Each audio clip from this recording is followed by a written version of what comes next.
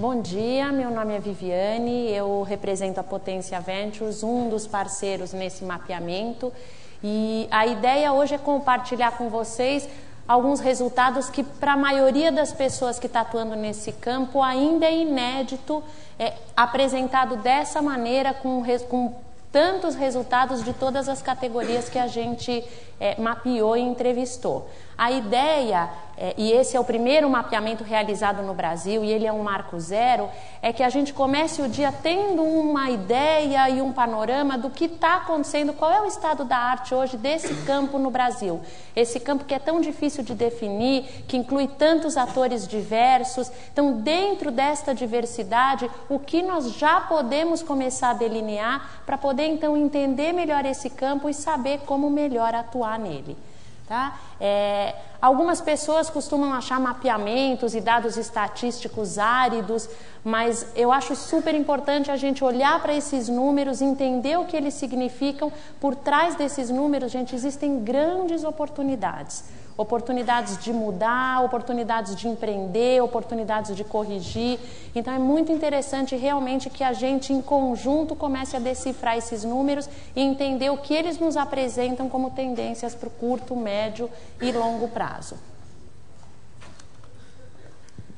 Bom, rapidamente um contexto do que foi, o Rob já adiantou bastante. Ele é o primeiro mapeamento do campo no Brasil.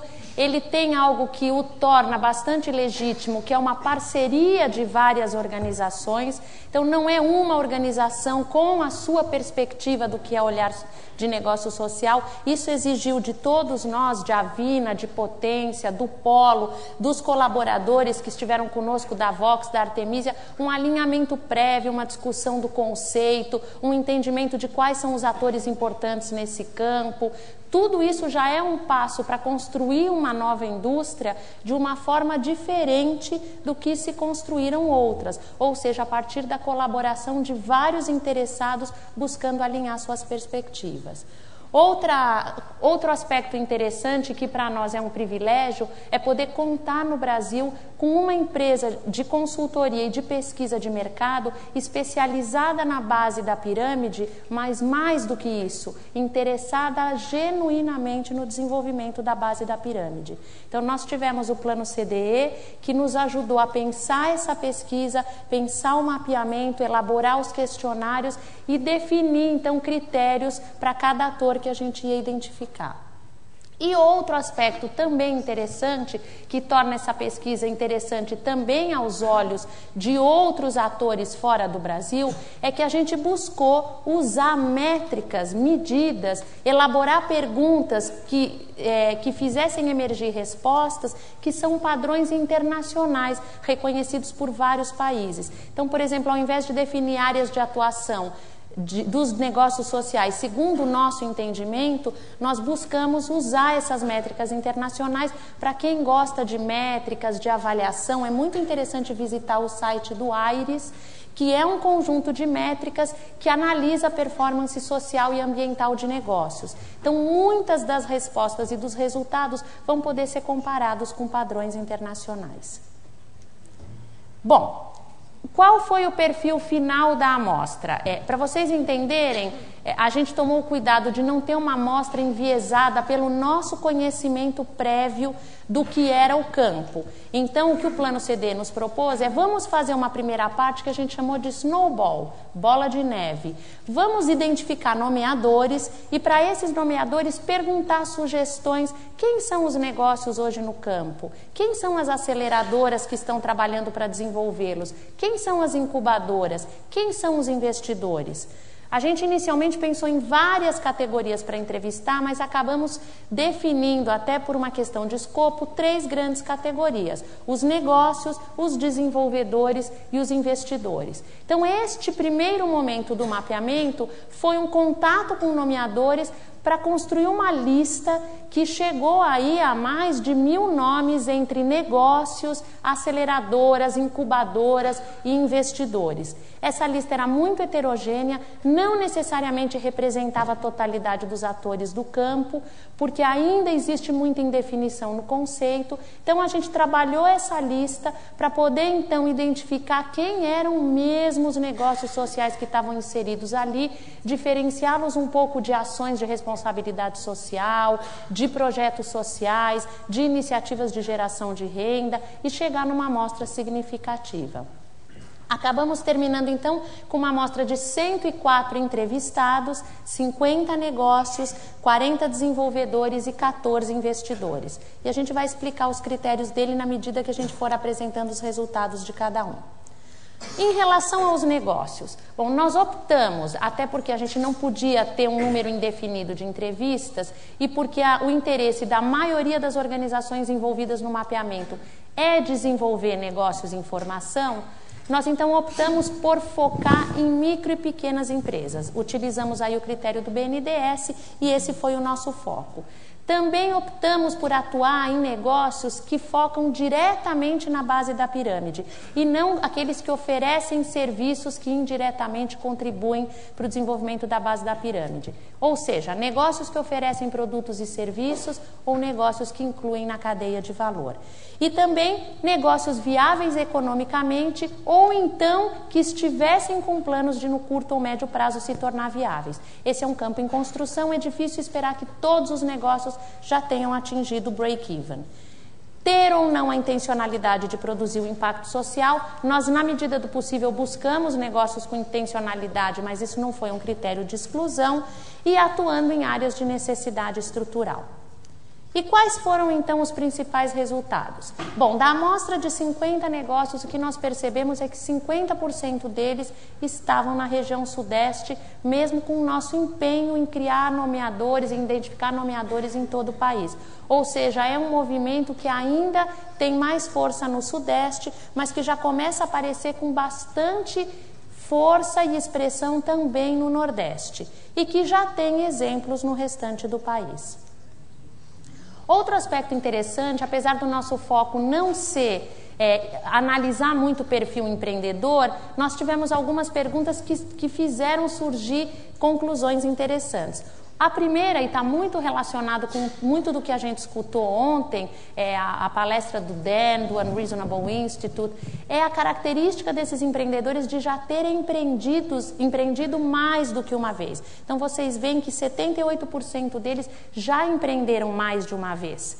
E isso faz a gente entender que a experiência de empreender é fundamental no amadurecimento da ideia empreendedora que vai surgir e se transformar num negócio social.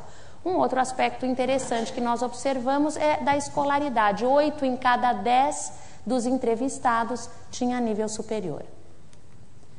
Quando a gente olha a abrangência dos negócios, mesmo focando em negócios pequenos, micro e pequenas empresas, a gente percebe que já vários deles foram mais além da sua abrangência local, como vocês podem ver aí pelos dados. Então, 50% deles já disseram que tem uma abrangência regional e uma parcela deles abrangência internacional, o que não significa ter conquistado totalmente o mercado local, mas sim já poder explorar outros mercados paralelamente à experiência de estar atuando localmente. Nós fomos checar impacto social, e aí tem algumas perguntas de impacto social. O primeiro dado interessante é perceber que a maioria absoluta deles realmente tem foco em impacto social, não é uma enganação, não é um aspecto marginal, ele é core business, e muitos deles, como vocês podem ver aí pelos resultados, tem um impacto social tanto voltado para a oferta de produtos e serviços, como para a inclusão de pessoas na cadeia de valor, e não só como empregados. Aí vem esses aspectos novos que são interessantes, como sócios, como fornecedores, ou seja, uma nova governança numa indústria de negócios sociais. A maioria deles também reforçou ter a intenção de gerar impacto social. 96% dos entrevistados disseram que nasceram com a intenção de gerar impacto social. Esse é outro debate que está presente no campo de negócios sociais, vocês talvez vão ouvir isso ao redor do dia. Faz diferença o empreendedor ter ou não a intenção de gerar impacto social quando ele cria o seu negócio? O Oscar abordou um pouco essa questão ontem, né, quando ele fala de motivação. Então é um aspecto que eu queria deixar para reflexão. Acho que a ideia aqui hoje não é colocar posicionamentos, mas é realmente abrir para reflexão o quanto a intencionalidade vai direcionar o maior ou menor impacto do negócio no curto, médio e longo prazo. Um aspecto interessante que para mim surpreendeu foi perceber quantos deles declararam já serem financeiramente independentes. Se a gente for pensar, quando a gente olha o ano de fundação desses negócios, a gente tem uma parcela muito expressiva dos negócios que foram criados nos últimos 6 anos. E 64% deles declararam já serem financeiramente independentes nas suas operações do dia a dia, o que mostra aí realmente uma evolução desses negócios no aspecto de busca da sustentabilidade financeira. Quando a gente for explorar foco de atuação, e esses são campos de atuação segundo o critério do IRIS, a gente percebeu que educação, serviços financeiros e cultura ainda são os setores onde há mais negócios sociais e inclusivos. Então a gente percebe, por exemplo, que áreas como a saúde, a gente teve um exemplo ultra emblemático ontem, o Narayana da Índia, exemplos na área de saúde ainda são muito pequenos no Brasil. Exemplos na área de energias renováveis para a base da pirâmide ainda são muito pequenos no Brasil. E aí vale a pena a gente se aprofundar, a gente não vai ter tempo de fazer isso agora, para tentar entender por que será que áreas tão estruturais, tão importantes e tão carentes têm tão poucos modelos de negócio. Será que isso tem a ver com aspectos regulatórios? Será que isso tem a ver com a necessidade de maior diálogo com o governo? Será que isso tem a ver com a pouca experiência que nós temos em negócios de saúde? Então, são aspectos interessantes de se perceber. Vocês vão perceber, a gente vai falar mais para frente de desenvolvedores e investidores, como é que eles estão buscando negócios, em que campos de atuação eles buscam negócios, para vocês verem aonde tem semelhanças e aonde tem diferenças. Um outro aspecto que, óbvio, nós fomos investigar é se você é um negócio que quer gerar impacto social, você precisa se preocupar com o seu custo. O primeiro passo para gerar impacto, no caso de comunidades de baixa renda, é você oferecer produtos e serviços que tenham baixo custo. Então, como é que esses negócios criam estratégias para gerar baixo custo? É importante dizer aí que as respostas foram múltiplas, não é que cada negócio apontou uma só estratégia para diminuir seus custos. Mas o que a gente percebe é que ainda predomina a estratégia mais conhecida de todos, que é a estratégia de parcelar o pagamento, de criar condições de pagamento. Que é muito interessante, mas que traz para nós uma reflexão: será que nós não podemos ousar mais? Além de parcelar, será que não há mais inovações que podem ser criadas no modelo de precificação que tornem esses negócios mais atrativos? Vocês têm aí uma série de outras estratégias que foram mencionadas: inovação no processo de produção, a questão da economia de escala, que também é o exemplo do hospital de ontem, estratégias de distribuição mais inovadoras, vendas porta a porta, enfim, interessante olhar para essas estratégias e acompanhar, porque elas são críticas para o sucesso desses modelos de negócio, especialmente na questão de sustentabilidade e acesso. Outro aspecto interessante foi perguntar: se o seu cliente não tivesse acesso ao seu produto ou serviço, ou não fosse incluído na sua cadeia de valor, como é que ele teria acesso? Como seriam criados acesso?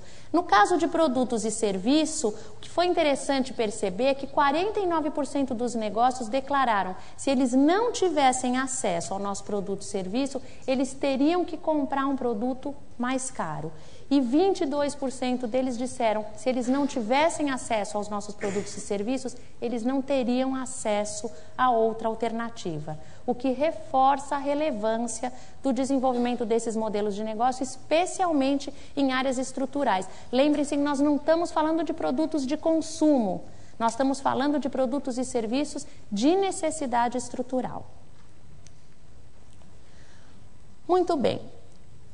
Nós fomos buscar de onde surge a inspiração para se criarem esses negócios.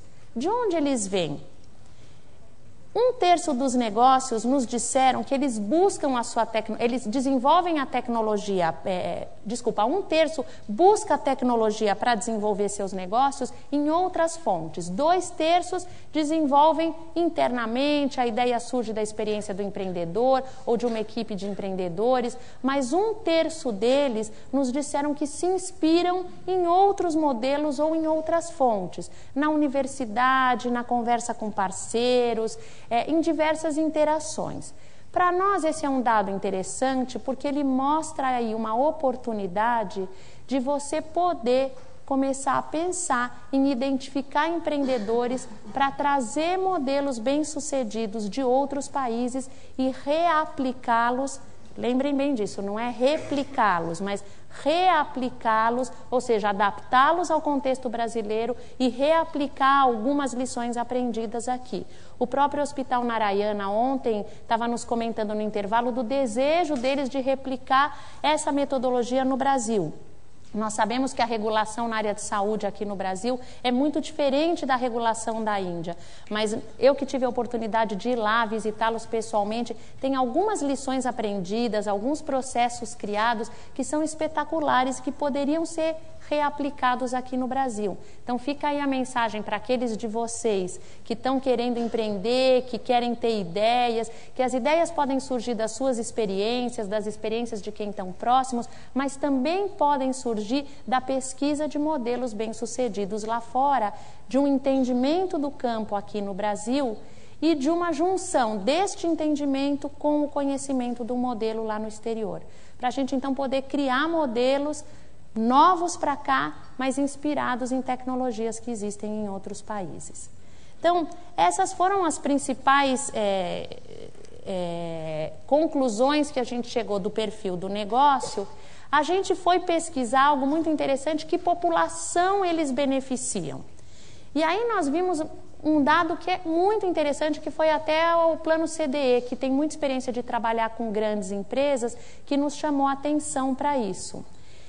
O foco, em termos de grupo socioeconômico, desses modelos de negócio de micro e pequenas empresas, são realmente pessoas da classe D e E. Vocês podem ver aí nas porcentagens da faixa salarial. Por que isso é tão importante para nós?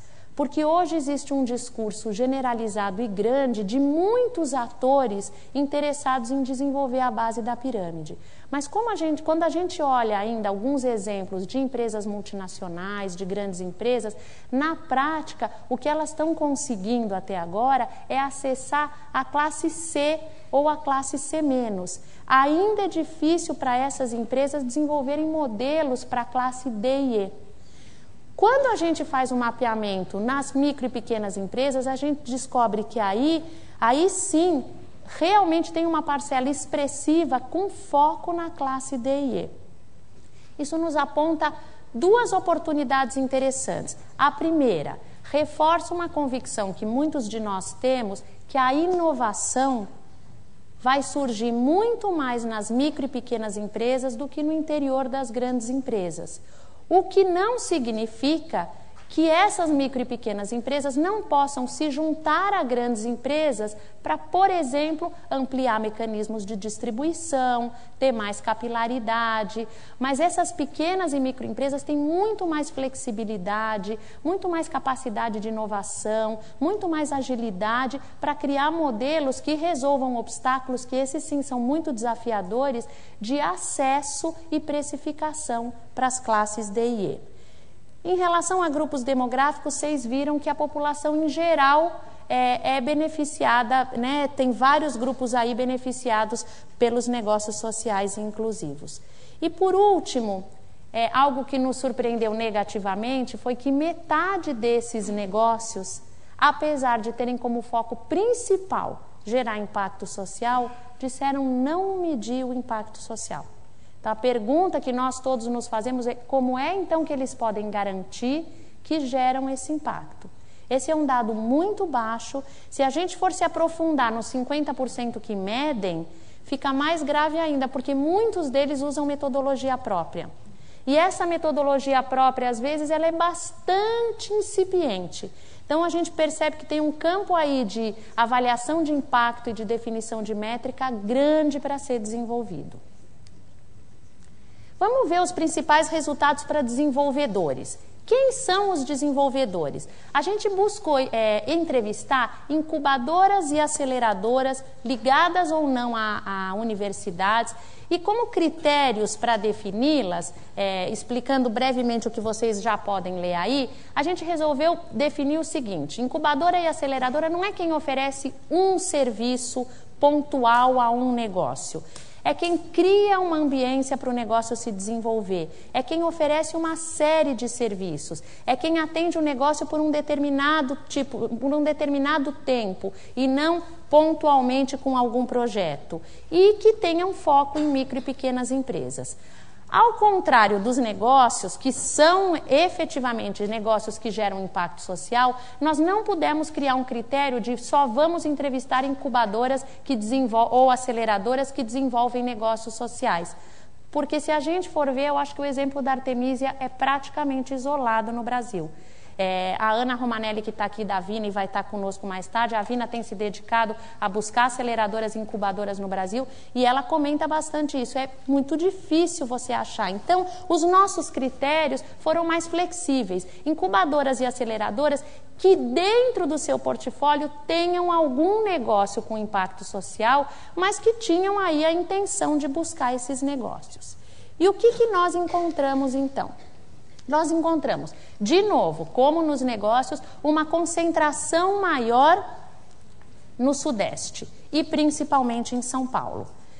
Poucas incubadoras e aceleradoras no Nordeste, aí tem um espaço de expansão, então o pessoal que está aqui no Nordeste, acho que tem um trabalho conjunto de todos nós, não só de fomentar negócios no Nordeste, mas principalmente de desenvolver atores para apoiar o fomento desses negócios. E claro, no restante do país também. Quando a gente vê as áreas de atuação, a gente percebe uma certa tendência à reatividade dos desenvolvedores. O que significa reatividade? Eu vou buscar negócios nos campos onde eles já são desenvolvidos. Vocês veem que os campos de atuação são muito coincidentes com os maiores campos de atuação dos negócios e, para quem conhece bastante o campo social, também bastante coincidentes com o que já existe no campo social há muito tempo. Ou seja, falta um esforço maior de incubadoras e aceleradoras para desenvolverem negócios em áreas estruturais importantes que hoje não são atendidas nem por ONGs, nem por essas micro e pequenas empresas que estão começando a atuar no campo dos negócios sociais. Em compensação, áreas como água, infraestrutura, transporte ainda têm muito poucos negócios. É claro que existem muitos aspectos por trás do desenvolvimento de negócios. A gente tem que fazer uma análise mais profunda até de que áreas têm mais dificuldade de desenvolver modelos de negócio, porque talvez tenham mais facilidade de desenvolver, por exemplo, políticas públicas. Esses desenvolvedores, eles oferecem diversos tipos de serviço. Aliás, algo que a gente viu e vai se repetir, vocês vão ver mais para frente, é uma falta absoluta de padrão. Você não encontra desenvolvedores focados. Eu atuo nesta e nesta área de atuação, eu tenho este tipo de serviço, eu me especializo nisso. Todo mundo faz tudo para todo mundo. Né? Por um lado, isso é típico de um campo que está iniciando, mas por outro, isso nos diz muito do grau de qualidade que você pode ter quando você faz tudo para todo mundo em todos os estágios. Né? Então, vocês veem que tem diversos serviços aí oferecidos, tá? Tem uma multiplicidade, aliás, não é só nesse, é muito interessante observar, embaixo vocês veem a multiplicidade de respostas, como eles dão 5, 6 respostas às vezes, mostrando a falta de foco em alguns aspectos que nós consideramos críticos para alcançar mais eficiência e qualidade. Olha aí de novo, a maioria ainda não consegue indicar um padrão nem para o vínculo formal, nem para o vínculo informal. O que significa isso? Quanto tempo você atende esse negócio? Depende. Depois que você deixa de atender esse negócio, como é que você se desvincula? Depende. Né? Então, assim, a gente vê negócios permanentemente ligados às suas aceleradoras e desenvolvedores, ou negócios que desde o começo começam com uma relação muito pontual, desigual. Isso tudo vai ter que ser trabalhado. O que nós perguntamos, como aceleradoras e desenvolvedores não têm foco exclusivo na BOP, na base da pirâmide, nós perguntamos quantos negócios eles atenderam. E está aí o resultado. 70% deles deram suporte para até 50 organizações. E alguns deram para mais de 60 organizações. Em 2010, pelo menos foi isso que eles declararam. Tá?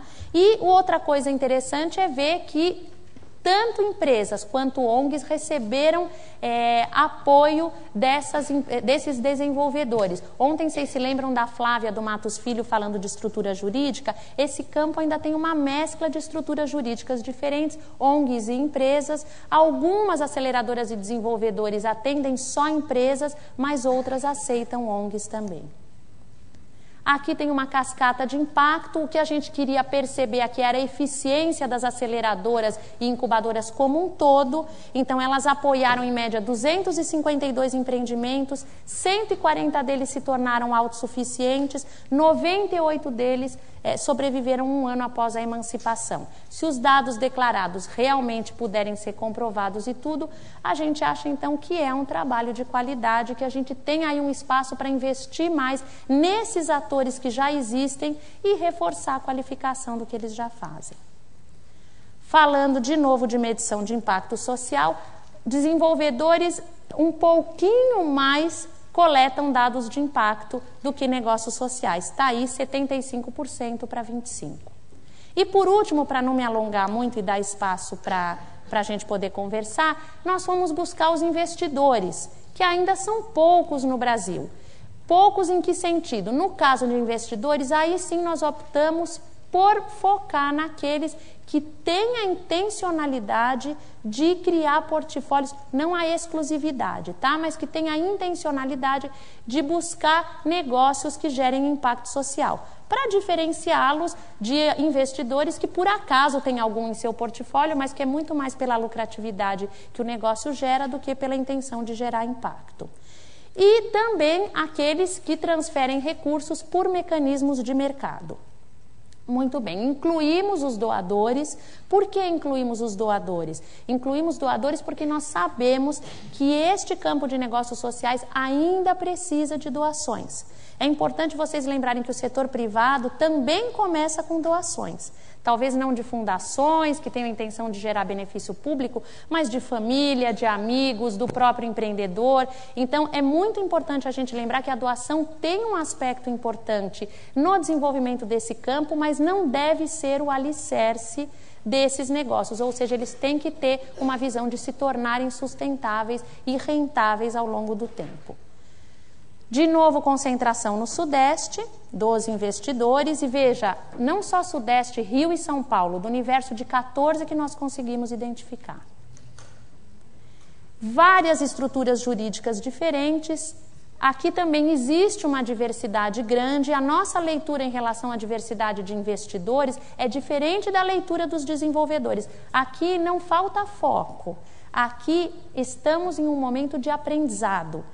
É claríssima nas entrevistas o foco que eles têm, mas eles também percebem que eles têm que experimentar para aprender melhor que mecanismos funcionam com que negócios. Tá? Então, vocês veem aí as fontes de recurso e as origens do recurso, elas são bastante diversas. Também é diverso o mecanismo de financiamento. Nós temos doações, participações de diversos tipos, venture capital, capital semente, ou seja, estamos experimentando mecanismos de investimento e o mesmo investidor, às vezes, tem mais do que um mecanismo. Vocês podem ver pela multiplicidade das respostas, chega a quase 2. De novo, esse padrão se repete. Os investimentos abrangem negócios em diferentes estágios. Então, tem investidor apoiando startup, tem apoiando consolidação, tem investidor apoiando expansão de negócios. Os investidores também têm diferentes níveis de investimento, diferentes faixas e diferentes expectativas de retorno. Desde aqueles que só querem o retorno do capital investido, ou no caso da doação, nem esperam retorno, até aqueles que querem um retorno com taxas de mercado, com taxas acima de mercado. Os principais critérios para esses investidores, aí quem está buscando investidor é legal olhar para isso, são perfil do empreendedor, idoneidade do empreendedor e impacto social, mas o investidor está olhando tudo, modelo de negócio também, tá? E aí, quando a gente olha as áreas de atuação, a gente percebe um pouquinho mais de variação no caso dos investidores, tá? Aí você vê novos campos como tecnologia da informação, como agricultura, não é mais educação, cultura, artesanato. A gente percebe que os investidores, eles são mais proativos em buscar negócios que realmente preencham os gaps no campo. Acho que era isso, a gente tem vários dados disponíveis, eu quis dar um pano de fundo para vocês. O que eu queria deixar como mensagem final é que esse é um marco zero. A nossa intenção é criar conhecimento sobre o campo e é interessante como basta criar conhecimento para isso atrair a atenção da mídia. Vocês viram, para quem acompanha, teve 2 matérias recentes sobre os resultados do mapeamento. Nos serve para falar com mais qualidade e consistência do que nós estamos fazendo, mas pessoalmente para mim, mais do que tudo isso, serve muito a vocês. Aqueles que puderem olhar para esses dados, puderem compreender o que isso significa em termos de oportunidade, vão ter muito mais chances, como disse a Kelly, de empreender seus próprios destinos nesse campo novo que é o de negócios sociais. Tá? Obrigada.